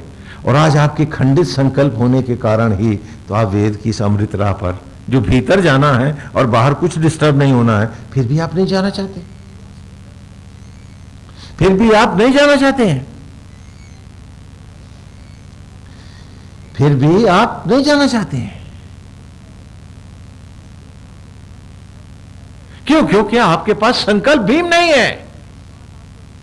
हर मामूली सी बात आपको विचलित करके आसक्त जगत में, लड़ाई में, झगड़े में, ईर्ष्या में, द्वेष में, लोभ आसक्तियों में फंसा देती है, लेकिन अनंत की ओर नहीं जाने देती।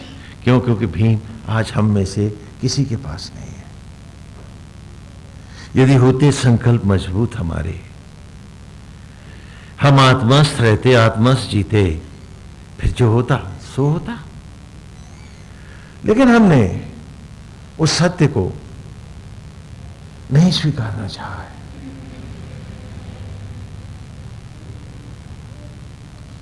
तो अनंत विजय शंख युधिष्ठिर बजाते हैं और भीम बजाते हैं पौंड। पौंड माने अनंत महानाद, वो नाद जो कभी समाप्त ना हो। अब कहा अर्जुन ने कौन सा शंख बजाया? कहा अर्जुन का लक्ष्य क्या है? लक्ष्य बुद्धि है, ये तो निर्णायक बुद्धि, निर्णय ही लेता। कहा यदि अर्जुन को धरती जीतनी है, साम्राज्य बनाना है, तो अर्जुन के हाथ में शंख दो राजदत्त। और यदि यहां अर्जुन इतिहास को परोक्ष में रख करके मूलतः मैं जीवन को जय करने वाले आत्मा में देवत्व की पाने की बात कर रहा हूं, देव सपर्यति जो भी सृचा में कहा है, तो अर्जुन के हाथ में शंख दो देवदत्त। अगर राज जीत रहा है तो राजदत्त दे दो, और अगर यह संग्राम देवत्व को पाने के लिए है, आत्मजयी होने के लिए, आत्मा में डूबने के लिए है, आत्मा से अद्वैत कर अनंत हो जाने के लिए है, तो शंख दो देवदत्त। तो देवदत्तम धनंजय। तो शंख क्या, कौन सा शंख बजाया उसने? देवदत्त बजाया। और कहा नकुल को क्या दें? कहा ये तो ज्ञान है, तो ज्ञान है तो सुघोष है, और नकुल का शंख सुघोष है। यहां देखिए कि उस महाकवि ने एक एक पात्र का, एक एक क्षण का कैसा सुंदर सुनियोजित ढंग से एक ही धारा को पूरे 1,00,000 श्लोकों के महाकाव्य में लाया है, जो विश्व में अनुपम है, अनूठा है, अद्वितीय है, और शायद विद्वानों को अभी तक पल्ले भी नहीं पड़ा है कि जो इसकी गहराई को समझ पाते। ये वो अद्भुत दिव्य महाकाव्य है और हम सबके जीवन की घटना है। चाहे मैं झोपड़ी में हूं, महल में हूं, पढ़ा हूं, नहीं पढ़ा हूं, ये महाकाव्य हम सबके जीवन का समान भाव से प्रतिनिधित्व करता है, और हम सबको, हमारा हर एक को उसको उसकी अपनी कहानी सुनाता है। और ये गुरुकुल शिक्षा का हमारा महाकाव्य था, जो गुरुकुल में हम छात्रों को पढ़ाते थे उस युग में हजारों वर्ष पूर्व, और जो समय के अंतरालों के साथ गुरुकुल शिक्षा के साथ ही एक प्रश्नवाचक बनकर रह गया, फिर किसी के पल्ले नहीं पड़ा और कोई समझ नहीं पाया इसे। कहा सहदेव ने कौन सा शंख बजाया?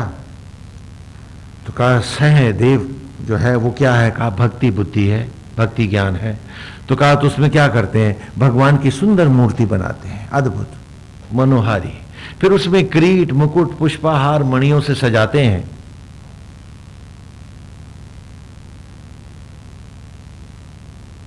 तो कहा फिर सहदेव का शंख मणि पुष्पक होगा। हाँ, यथा नाम तथा गुणा। हाँ, अब समझ में आ गया। और अब पहला श्लोक भी हमारे समझ में आ सकता है क्या? श्रीमद् भगवद गीता का प्रथम श्लोक ले लेते हैं और तब आगे उन 5 संदेहों में आते हैं जो अर्जुन के हैं। पहला क्या है? धृतराष्ट्र उवाच। कौन पूछता है? काल पूछता है अंधा। धृतराष्ट्र ने पूछा, धृतराष्ट्र उवाच। तो धृतराष्ट्र कौन है? अंधा काल है। तो पूछता है अंधा वक्त किससे? संजय से, वर्तमान से। देखो गीता खुल रही है हमारे सामने। पूछता है काल अंधा वर्तमान से। क्या पूछता है? वर्तमान से कहता है कि देख के बताओ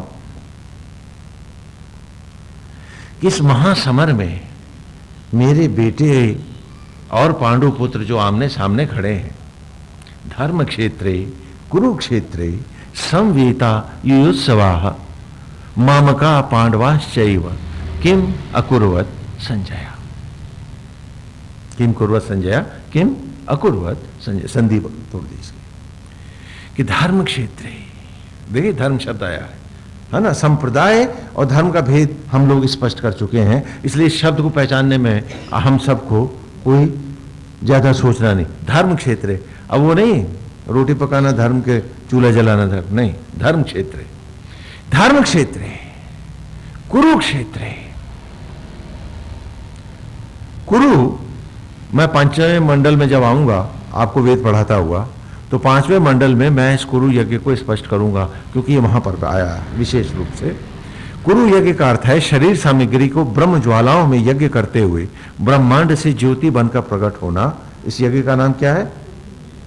और कुरुक्षेत्र का नाम कुरु यज्ञों के कारण पड़ा था, जहां तपस्वियों ने इस अनंत राह पर जाकर दिखाया था। और जब जब मैं आत्मा से ज्योति बनकर नहीं प्रकट हो पाता हूं, आसक्तियों के कारण इस राह पर न जाकर आसक्त जगत में ही फंस के मर जाता हूं, तो मेरे बेटे क्या करते हैं? कपाल करके मुझे उसी राह से फिर बाहर करते हैं जिससे मुझे स्वयं जाना होता है। वो भूल जो मैं कर बैठा वो उसका प्रायश्चित करते हैं कि राह भटक गई है। बोलो समझ में आता? तो कह रहा है धर्म क्षेत्र कुरुक्षेत्र, कि शरीर धर्म के लिए, जीवन धर्म के लिए, कुरुक्षेत्र कुरु यज्ञ के लिए, आत्मस्थ होने के लिए, समवेता युयुत्सवा, द्वंद्व की चाहना वाले जो योद्धा एकत्र हुए हैं। कौन कौन? मामका, मेरे पुत्रों से। और वो कौन है? 101 अतृप्तियां, इच्छाएं, लोभ मोह आदि, दुर्योधन दुशासन वगैरह वगैरह। यहां सुयोधन सुशासन नहीं है। हा? अगर पार्लियामेंट में इन शब्दों का प्रयोग हो तो अन पार्लियामेंट्री लैंग्वेज हो जाएगी। तब ये कहेंगे कि नहीं दुर्योधन नहीं कर सकते, आप कुयोधन कर लो। दूर नहीं लगा सकते ना। तो अब्यूज हो गया। हाँ? तो कहा कि धर्म क्षेत्रे कुरुक्षेत्रे संवेता युयुत्सवा, कि धर्म क्षेत्र में कुरुक्षेत्र में द्वंद्व की चाहना वाले जो आज एकत्र हुए, कौन? मामका, मेरे पुत्रों से, अटैचमेंट से, अतृप्तियों से, कंफ्यूजन से, आसक्तियों से, भौतिक लिप्ताओं से, लोभ और मोह से। पांडवाश्चैव, पांडवा 5 तत्व से बना ये शरीर पांडु, जिसके 5 पुत्र 5 पांडव। चा तथा एव, एव में कौन है? द्रौपदी नंदन भी हैं, सारे हैं, सुभद्रा नंदन भी हैं। किम अकुर्वत संजया, उन्होंने किस प्रकार फाइट किया, कैसे लड़े? हे संजय, हे वर्तमान, तुम मुझे देखकर बताओ। ये पहला श्लोक खुला गीता का, और हमारे सारे भाष्यकारों ने छोड़ दिया। बोले ये तो खाली उपमा है। उपमा भी नहीं समझ पाए कि उन्होंने कैसे युद्ध किया। बताओ, क्या मेरी अटैचमेंट्स उन्हें मेरे पंजों में फंसा के ले आई, अथवा उन सबको नकारता हुआ ज्योतियों का वस्त्र धारण करता आत्मा की राह बढ़ गया? ओ संजया, लेट मी नो, हे वर्तमान, तुम मुझे देखकर बताओ, क्या वो सचमुच मेरी मायाओं को तोड़ भागा? क्या उसने सचमुच एक आत्मा अनंत की राह ले ली? क्या वो आत्मा से अद्वैत कर गया? क्या वो सचमुच असत्य और अज्ञान जगत को निमित्त जानता हुआ, निमित्त धर्मों का यथा निर्वाह करता हुआ स्वधर्म में, आत्मा में सदा सदा के लिए डूब उस अनंत की राह को बढ़ गया? हे संजय, हे वर्तमान, तू देख और बता मुझको, पूछ रहा है धृतराष्ट्र अंधा वक्त वर्तमान से। ये वो महाकाव्य है जिसकी हजारों साल से कोई चाबी नहीं लगी, ताले सदा बंद रहे, आप बंद का बंद आगे बढ़ गए। ये वो महाकाव्य है। तो यहीं पर जब हम आगे चलते हैं, थोड़ा संक्षेप करते हैं, क्योंकि हमें अपने विषय पर रहना है। फिर प्रयास करेंगे कि हर ऋचा के साथ थोड़ा महाभारत को भी अब लेते चलें, क्योंकि राह वेद की आपकी स्पष्ट हो चुकी है, जो निरंतर ऋचाओं में हमारे साथ हैं। तो संकल्पों को मजबूत करने के लिए जीवन महाभारत को भी साथ लेते चलें तो और भी सुंदर होगा। वस्तुतः बहुत से पात्र जो हैं, जो आगे आएंगी, देवहूति और तमाम वो आएंगे, वो सब महाभारत के ही पात्र हैं। और महाभारत आपके जीवन का पात्र है। अब जैसे देवहूति एक नारी के रूप में मैं महाभारत में दिखाया है, पत्नी है, लेकिन देव धन आहुति, आत्मा में आहूत होना क्या कहलाएंगे? तो इस प्रकार सारे शब्द जो हैं वहां प्रतीकों के रूप में, पात्रों के रूप में हैं, और जब आप अर्थ करोगे तो आपके जीवन का अंग बन जाएंगे, आपके विचारों और मनोवृत्तियों के साथ हैं। तो 5 प्रश्न हैं किसके? अर्जुन के, उस अर्जुन के जो जीवन के इस महाभारत को लड़ता हुआ एक कृष्ण का होने जा रहा है, आत्मा का होने जा रहा है। वो वानप्रस्थी भी हो सकता है, वो ब्रह्मचारी भी है जो सन्यास लेने आया। तो उसके 5 प्रश्न हैं यहां। और यहां महाभारत में, नाटक में भी, गुरुकुल में भी मैं उसको जब पढ़ा रहा हूं तो उसके भी 5 संदेह हैं कि कृष्ण तुम कहते हो कि मैं इनको मारूं। कल तक कहते थे कि इन पितृधर्म को धारण करो, पितामह की सेवा करो, फलाना करो, आज कह रहे हो कि इनको मारो। क्या 2 विपरीत धर्म भी धर्म होते हैं? आपका भी तो प्रश्न होगा। आज कह रहे हो कि इन सबको मारो, क्योंकि आज सारे भावों को, सारे संबंधों को तुझे मारना है एक आत्मा की खातिर। ये तो बड़ा विचित्र युद्ध करा रहे हो तुम मुझसे, क्योंकि बड़े बड़े राजा, मुसोलिनी ले लो, हिटलर ले लो और बड़े सुल्तान लो, वो युद्ध करते हैं अपने दोस्तों के, मित्रों और स्वजनों के साथ मिलकर, शत्रुओं को मारते हैं कुछ पाने के लिए। और तू मुझसे कह रहा है युद्ध कर आज सब कुछ गंवाने के लिए। Just kill everyone. एको कृष्णा द्वितीयो नास्ते। ये तो बड़ा भीषण संग्राम है। और क्या धर्म का विलोम भी धर्म होगा? ये यहां आपके सांप्रदायिक धर्म और ये आमने सामने है कि वो निमित्त धर्म है और ये स्वधर्म है, लेकिन इनमें भी तो कुछ टकरावट तो है ही है ना। कि कल तक कहते थे इनकी पूजा कर, इनका कहना मान, इनकी आज्ञा में रह, आज कह रहा गुरुजनों को भी मार, द्रोणाचार्य को मार, आचार्य को मार। तुम क्या धर्म का विपरीत भी धर्म हो सकता है? गोविंद मुझे बताओ। ये मेरा पहला संदेह है। दूसरा, तुम कहते हो कि इनको मारो, मैं मार दूं, तो इन सब के मर जाने के बाद अगर मुझे स्वर्ग का भी साम्राज्य मिला तो किस काम का? कौन गाएगा, कौन बजाएगा, कौन देखेगा, कौन सुनेगा? अखिलेता राजा, क्या मतलब इसका? दूसरा सवाल है कितना, ये हम सबका प्रश्न है नहीं है क्या? और ये पहले अध्याय में जब आप पढ़ोगे तो आपको ये 5 सवाल मिलेंगे, बड़े अच्छे हैं, चमकते हुए। कहले फिर तुम कहते हो कि मैं इनको मारूं, तो जरूरी तो नहीं कि मैं जीतूंगा। तो ऐसा तो नहीं कि मैं ना इधर का रहा ना तीसरा प्रश्न है मेरा।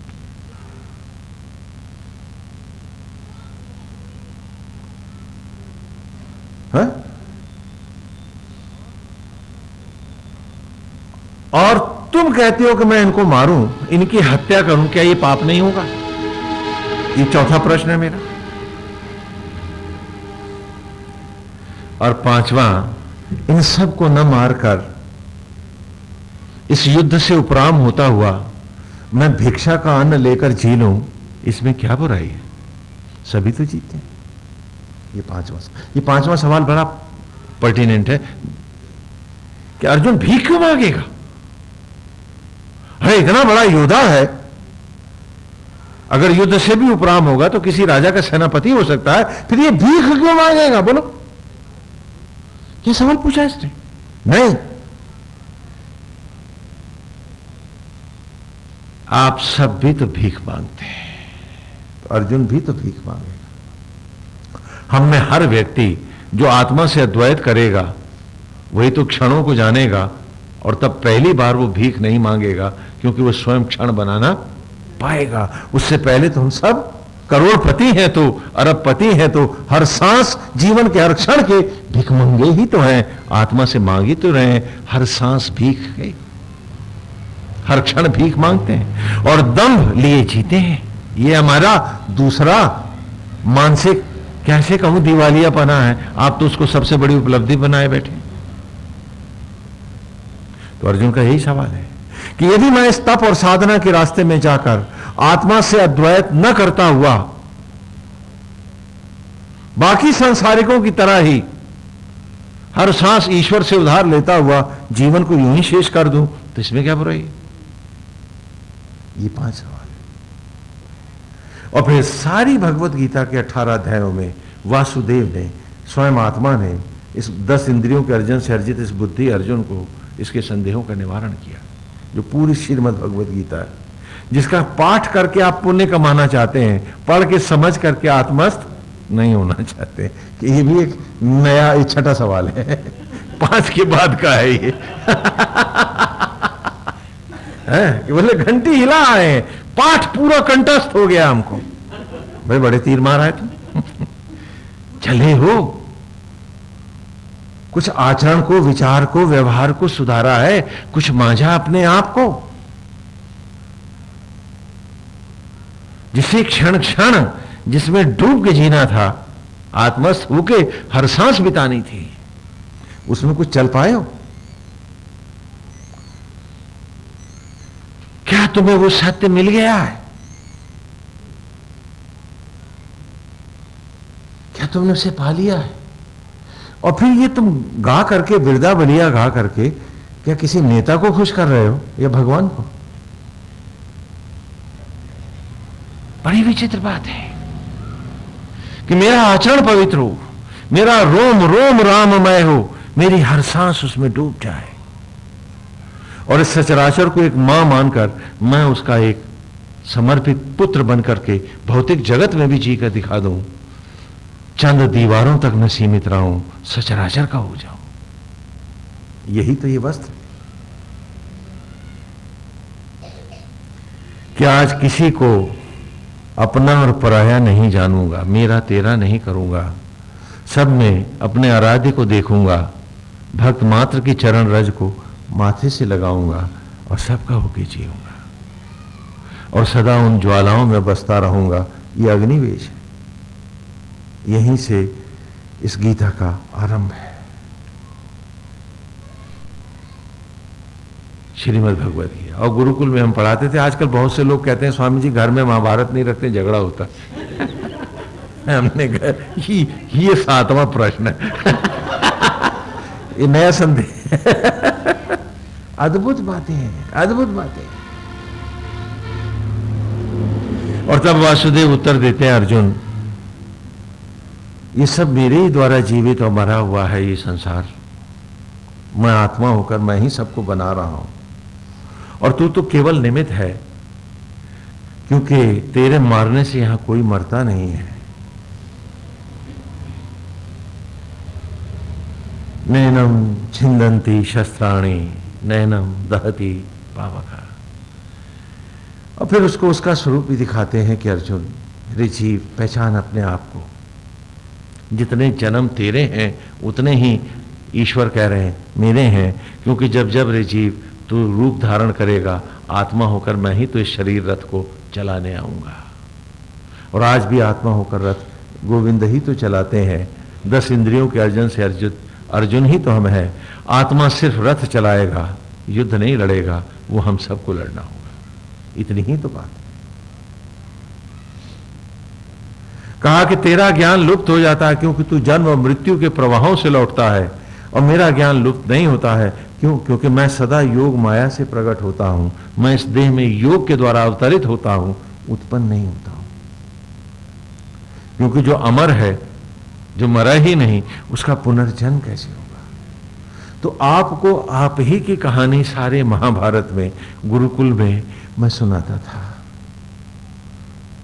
आज आप उसको एक कोरा इतिहास जो बीत गया है समझ के पढ़ते हैं, इसलिए कुछ पाते नहीं, सब बीत जाता है, कुछ मिलता नहीं। महाभारत महाकाव्य में मैं हर छात्र को कि भौतिक दायित्वों को, निमित्त धर्म को पूरी ईमानदारी से निभाते हुए, राजा है, रंक है, वैद्य है, सेनापति है, duty for the sake of duty, और आत्मस्थ होते चलना है। सब में एक प्रभु की मूर्ति का ध्यान करते हुए, अपने दायित्वों का निर्वाह करते हुए जीवन को उस अनंत की ओर ले जाना है, आसक्तियों में नहीं छितराना है। और वही आज की आपकी ऋचा भी है, यस त्वाम अग्ने। आज की ऋचा भी यही है, यस त्वाम अग्ने हविष पतिर दूतम देव सपरे, कि जो तुम में हे अग्ने यज्ञ को के दूत अर्थात आत्मा के निमित्त होकर जिए हम सब। क्योंकि सप्त धारा होती है ना ऋचा में, application for all the times under all the circumstances. तो यस त्वाम अग्ने, कि हे अग्ने, हे आत्मा, हे यज्ञ, जैसे ये सामग्री अर्पित होती है उसी प्रकार उसी से हर क्षण मुझे मिलता है। हर सांस मेरी तुम में डूबती चले, मैं तुम्ही में डूबा रहूं, मैं तुम्ही में खोया रहूं, और तुम्हारे साथ अद्वैत करके जीवन के हर क्षण को सामग्री बनाकर अपने हर मन, विषय और विचार को तुम्ही में यज्ञ करता चलो। यस त्वाम अग्ने हविष पतिर दूता, और अपने आप को उस यज्ञ का दूत अर्थात निमित्त प्रतिनिधि बनाऊं। मैं कहीं सत्ता अपने में न खोजूं, सत्ता का निमित्त प्रतिनिधि बनूं। अब यदि एक देश का है, मान लो थोड़ी देर के लिए कोई देश ले लो, वो देश का यहां हमारे यहां जो राजदूत है, अगर वो देश ही पीछे से गायब हो जाए तो उस राजदूत का कोई महत्व रह जाएगा? ये तो अपने में मत खत्म हो जाएगा। लेकिन अगर राजदूत का सिर फिर जाए और अपने को सत्ता का सबसे बड़ा अधिकारी समझ ले, जब प्रतिनिधि न समझे, सत्ता से ही नहीं हो जाए, तो उसको हम क्या कहेंगे? पागल हो गया। मतलब वो कोई भी निर्णय अपनी सत्ता से पूछे बिना क्या उस जिस देश में वो राजदूत है वो कर सकता है? तो उसी प्रकार मैं भी इस भूमंडल पर आत्मा का दूत हूं, निमित्त हूं। मुझे जो कुछ भी करना है, राजदूत जो भी उस देश में काम करता है, इन the name of his own government करता है। जैसे अमेरिका का राजदूत है तो यहां जो कुछ भी करेगा इन the name of the president of America करेगा, न कि वो अपने में कोई सत्ता होगा। तो उसी प्रकार हम सब भी तो उस सनातन सत्ता के दूत हैं, हम सब। इसीलिए निमित्त। लेकिन जब जब हम सत्ता को नकारते हैं हम बेईमान हो जाते हैं। उदाहरण और भी स्पष्ट कर लो, सड़क का सिपाही, इंस्पेक्टर, एसपी, डीएसपी, जो भी है, सेना का अधिकारी, इनकम टैक्स का ऑफिसर, पोस्ट ऑफिस का कोई भी एम्प्लॉय, ये सारे के सारे जो सेवाएं करते हैं in the name of president of India ही तो करते हैं। उनके पास अपने पास कौन सी सत्ता है?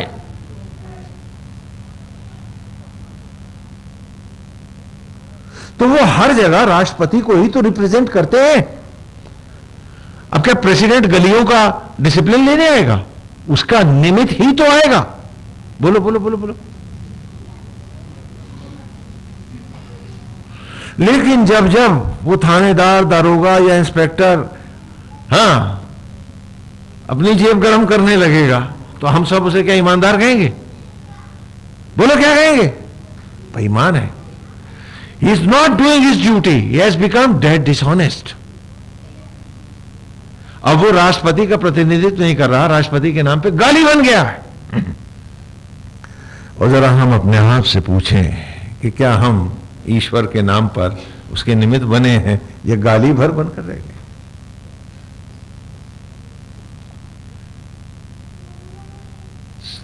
देख लो, चित्र देखो, इसे पहचानो।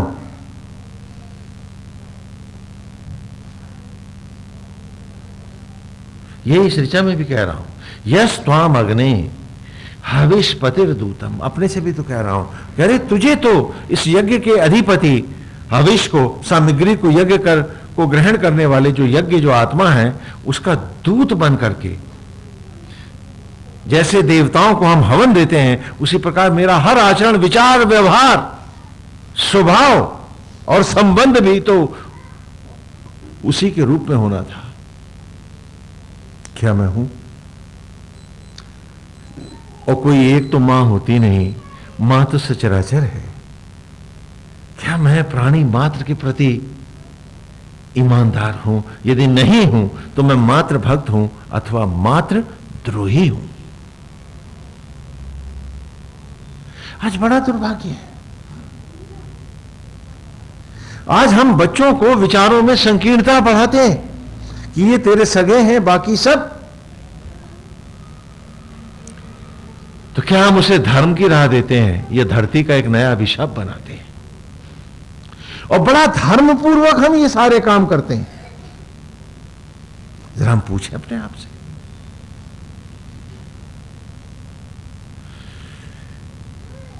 हमारे मित्र सदा के लिए विदेश में थे, वो जाने लगे।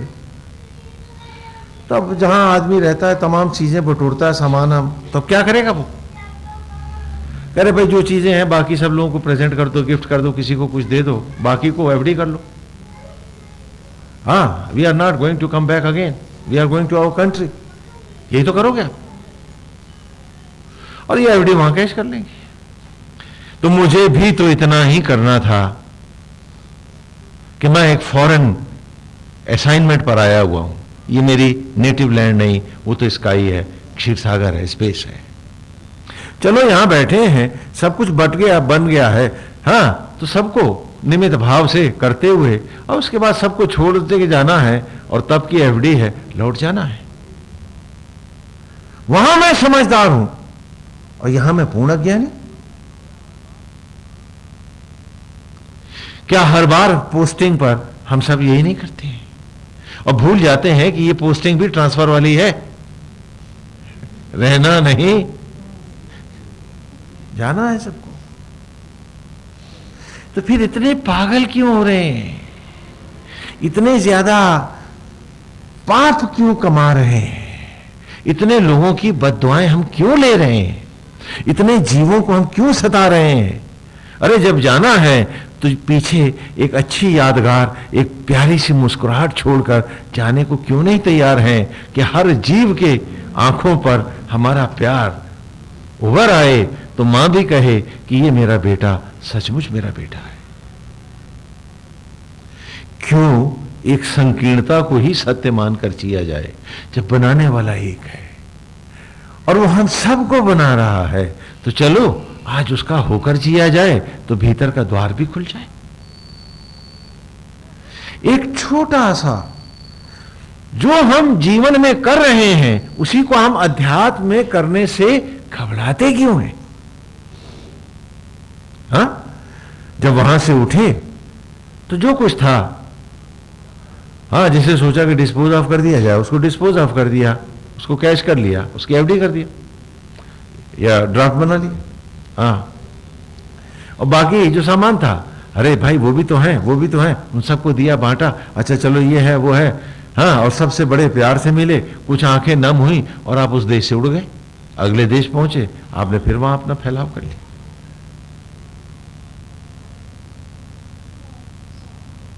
किसी का कोई बदला तो साथ में नहीं लाए। बदले की भावना से तो आप कुछ करके नहीं आए, क्योंकि आपको तो लौट के जाना ही नहीं है। तो क्या आप भूल गए कि यहां भी तो यही होना है। न जाने कितनी बार ये मट्टी इंसान बनी होगी, 100 जन्म तेरे होंगे, 1000 बार वो मनुष्य योनि में आया होगा। कुछ पिछला याद है? कुछ बदला, कुछ चाहत, कुछ लेना देना, कुछ है याद? तो जो तुम जीवन में कर रहे हो वो प्रभु की राह में करने में घबरा क्यों रहे हो? हम पूछे अपने आप से, वाई हम ऐसा क्यों कर रहे हैं? क्योंकि ये भी ट्रांसफर पोस्टिंग वाली पोस्ट है, जाना है।